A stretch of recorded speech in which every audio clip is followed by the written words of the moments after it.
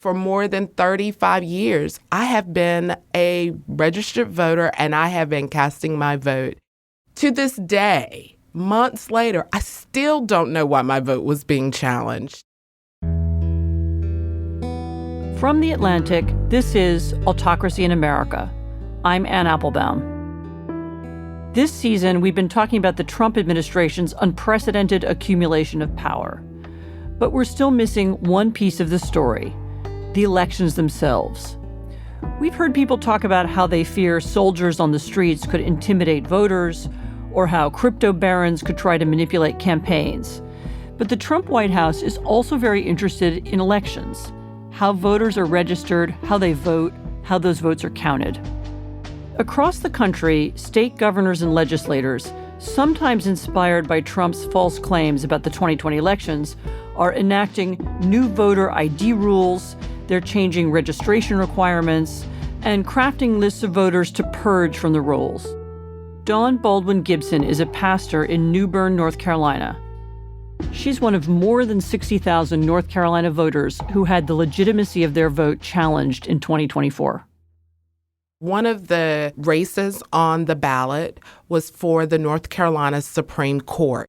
The election was between Allison Riggs and Jefferson Griffin. I actually went to vote as an early voter. And this is something that for many years I have done with my family. Showed my ID, went in, cast my vote, and really thought nothing else about it until a couple of weeks went by. I started hearing about this Jefferson Griffin list. Republican candidate Griffin is challenging more than 65,000 ballots in the North Carolina Supreme Court race, arguing the authority in North Carolina is the State Board of Elections. They were not challenging my vote. They were showing that I had done everything that I was supposed to have done for my vote to count. But Jefferson Griffin's team, they were the ones challenging my vote. And that seemed like changing the rules after the results are not what you want. I just thought, do something. What can I do? So we got a local church. We wrote letters. We talked to the local media. After months of back and forth legal rulings, the challenge to November's Supreme Court election ruling is over. Republican Judge Jefferson Griffin is conceding the race. His decision ends the only election in the country. So yes, in the end, we did get our votes to count, but it put a lot of stress. It put a lot of worry. I come from a rural community, and the word we would use is it was a lot of worryation. They felt like every time I go to vote, is this what I'm going to have to put up with? Go vote, and then there's a challenge. My maternal grandfather, Frederick Douglass Fisher, both of his parents were slaves. He believed in being a part of the American democracy process, and that process was voting. And that we, as his children and grandchildren, had a responsibility to show up and vote. And so there was a great pride in that. And to know that we are now in a time where we are seeing our votes being challenged, it is our responsibility. The breaking down of democracy is not going to happen on our watch. This is our time where history will look back and say, in 2025, there were people that stood and said, I will be seen, I will be heard, and my vote will count.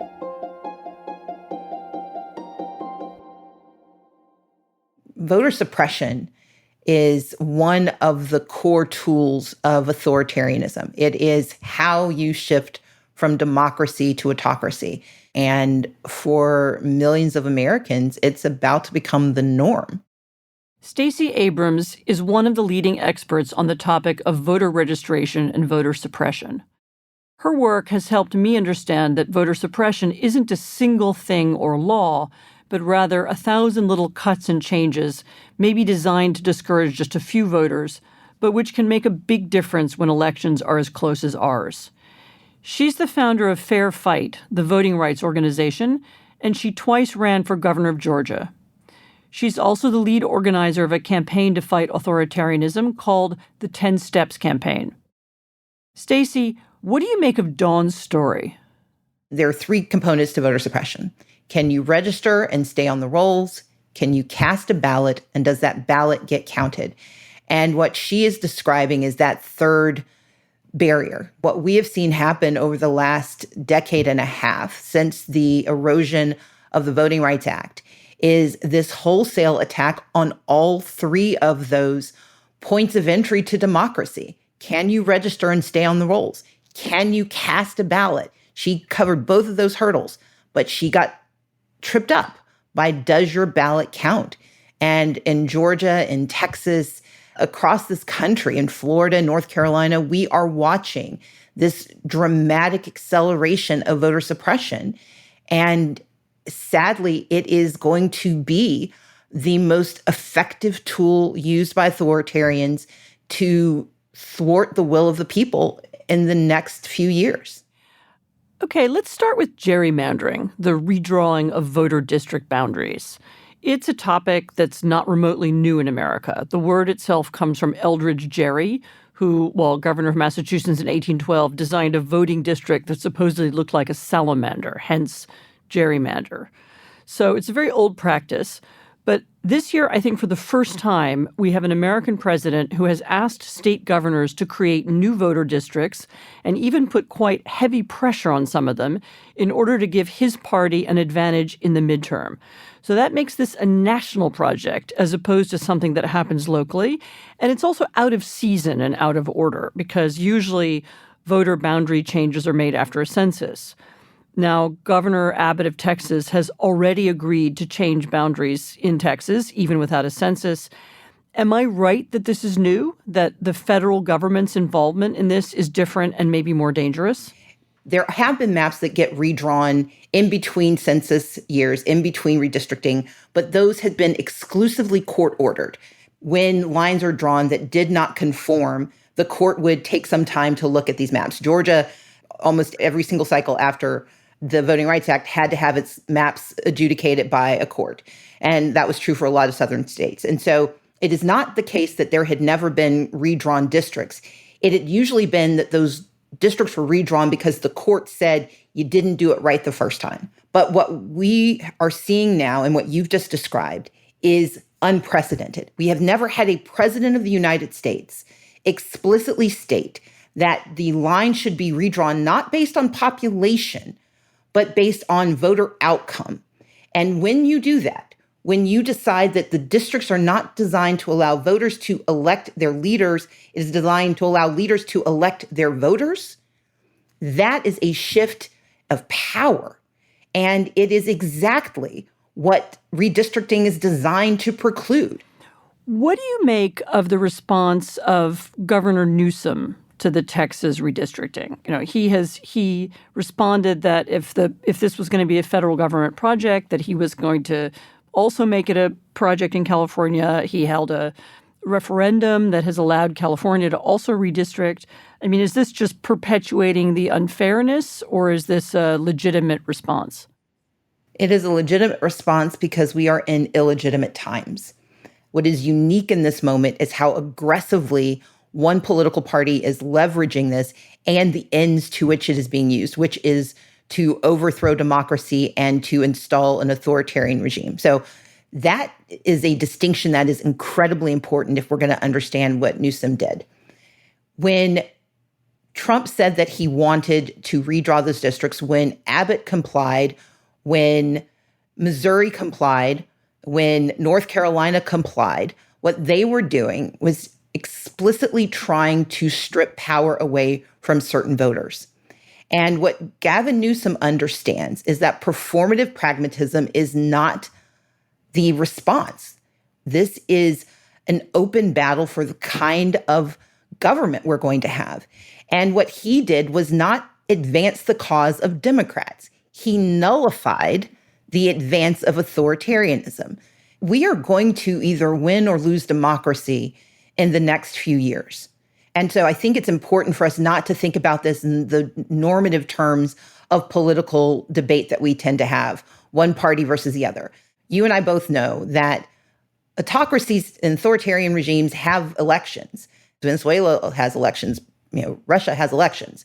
But they game before the election begins what the outcome is. The urgency of this moment is that if this holds, there will never again be the opportunity for competition, because if we have a single party system that does not countenance democracy as the end goal, meaning that people actually get to participate, they will go through the motions, but it won't really matter because they'll change the rules again because they will control the means of decision making, meaning they'll control the presidency and they'll control both chambers of Congress. And they have a pretty strong lock on the judiciary, which means that we won't have the debate anymore because changing the lines won't matter because the elections won't matter. Stacey, there's another form of federal government interference that the Republicans are also promoting, which is a federal law, the SAVE Act, or the Safeguard American Voting Eligibility Act, which would require in-person voter registration and the presentation of physical documentary proof of U.S. citizenship in federal elections. So they're asking people for not just a driver's license or ID, most of which, I should say, already requires U.S. citizenship to obtain, but for a passport or a birth certificate in addition.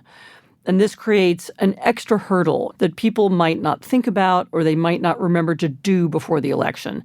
Is that the right way to characterize how this law is supposed to work? The SAVE Act has disproportionate effect on very targeted communities. The 69 million women who may have changed their names after marriage, transgender people who may have had name changes, they're going to say that you don't have proof of your right to vote because your name does not match your birth certificate and your Social Security card. That means that millions of people would be disenfranchised and would have to go through multiple hurdles to get back on the rolls. You knock out a group who also are more likely to vote Democratic than Republican. And I want to be really clear. There are two conditions that are embedded in this argument that are important to understand. One is that you prove your citizenship, and the second is that you prove your identity. In the United States, both proofs are already required. This is not new. And more importantly, there has been no discernible harm done to elections because people have not met these conditions. So it's really, really important that we understand that this is a solution that has no problem.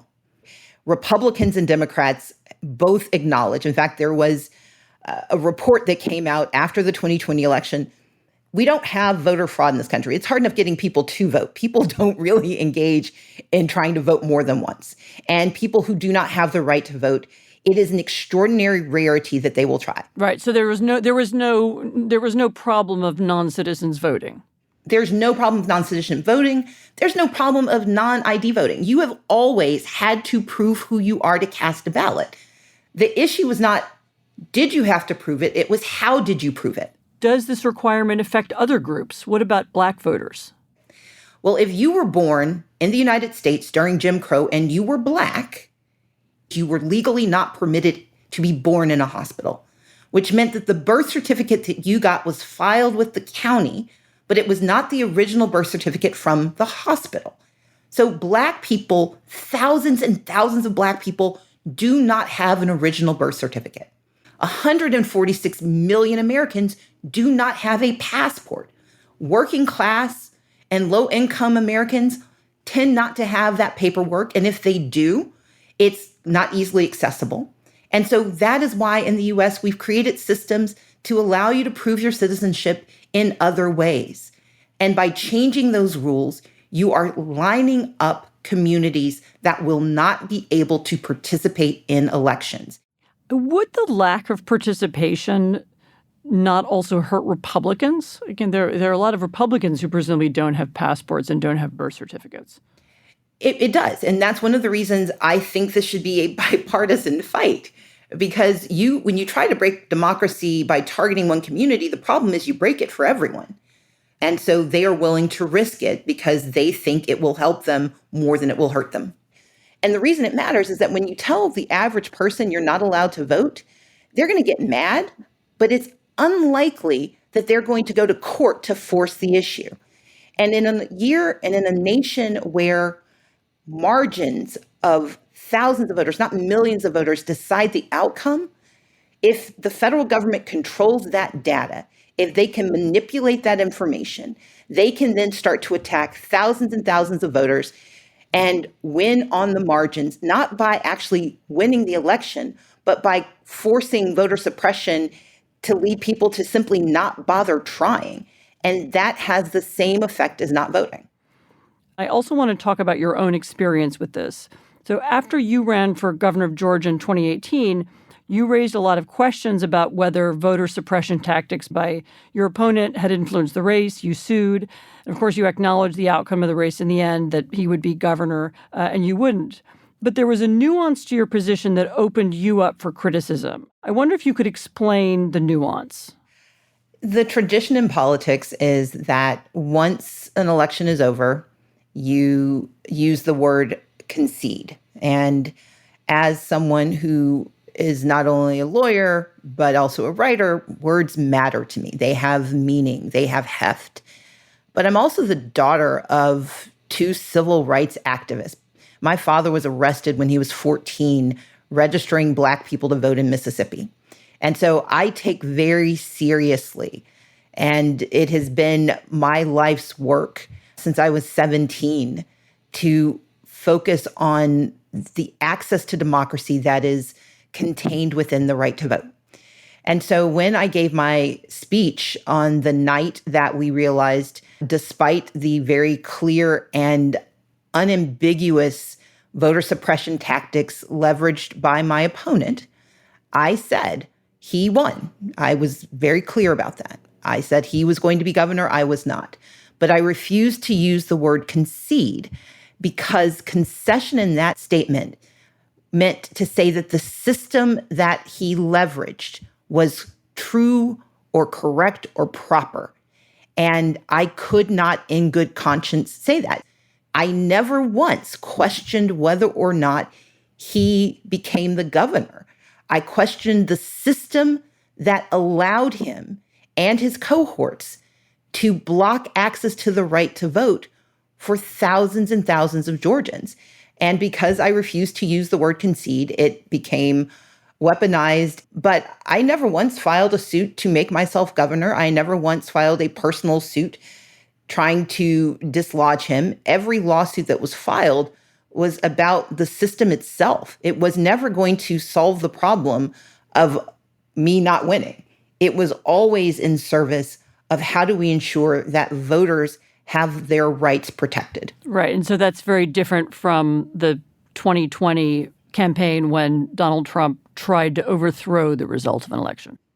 Absolutely. And it's a distinction that anyone with good faith or with good hearing can discern. Running for office does not guarantee you victory, but being a citizen in this country should guarantee you access to the right to vote. After the break, I fundamentally believe, based on what I've watched this country do, what we have watched other nations do, that we can indeed fight back, but you cannot fight if you do not understand the opposition. We'll be right back.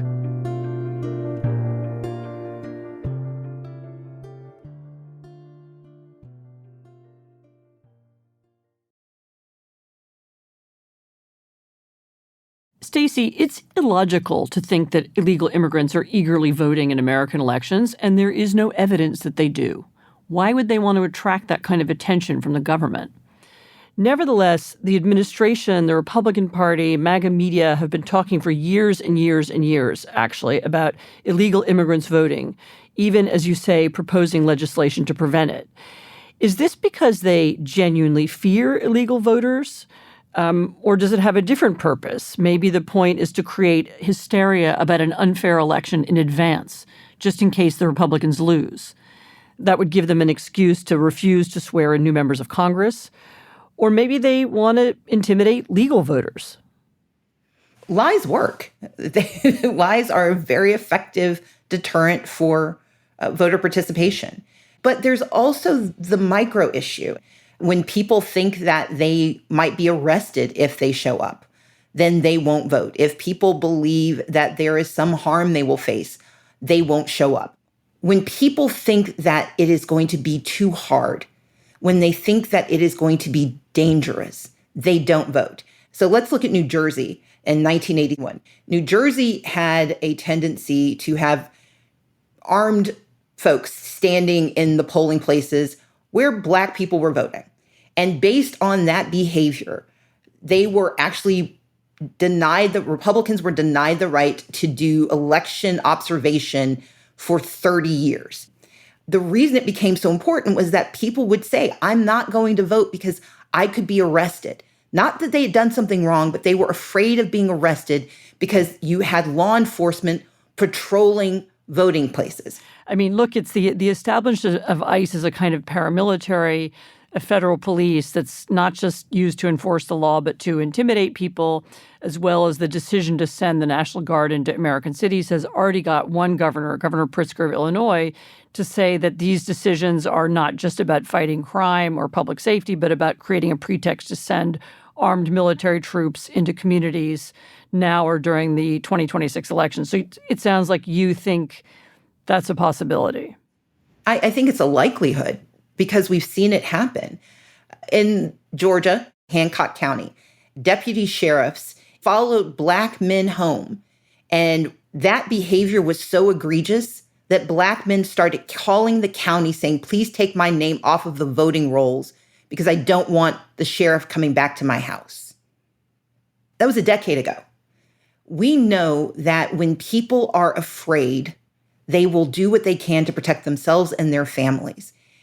And just in case the fear isn't real enough, this administration, suborned by Republicans at every level of government, are willing to threaten the possibility of harm in order to game winning an election.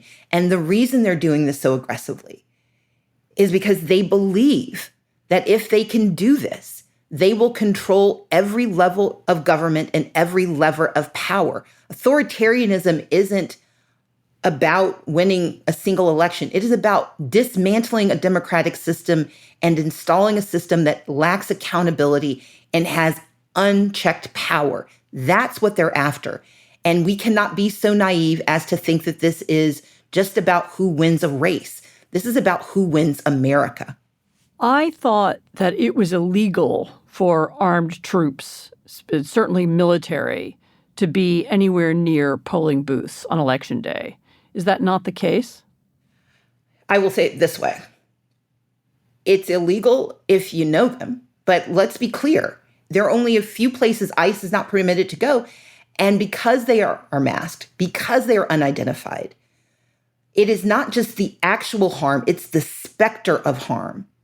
That's what we have to be thinking about. It's not just the explicit violation of the law, it's the implicit threat that the law permits them to exercise. And when the U.S. Supreme Court said that you could detain people based on their race, their accent, or the language they spoke, when you said that ICE could do that, there's nothing to preclude ICE from doing that while you're standing in line getting ready to cast a ballot. So you may not have the National Guard there, but ICE is not actually military.